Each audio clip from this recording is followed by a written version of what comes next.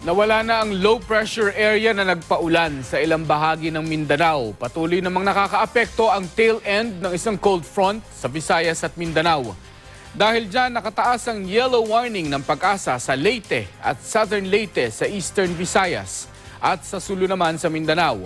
Mataas ang banta ng pagbaha at landslide sa mga naturang lugar.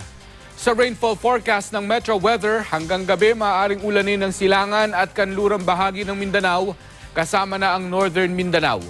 Babala ng pag-asa, mataas pa rin ang banta ng baha roon pati sa Zamboanga Peninsula, Caraga Region, Eastern Visayas at probinsya ng Bohol. Maging handa rin sa banta ng mga pag-ulan sa nalalabing bahagi ng Kabisayaan.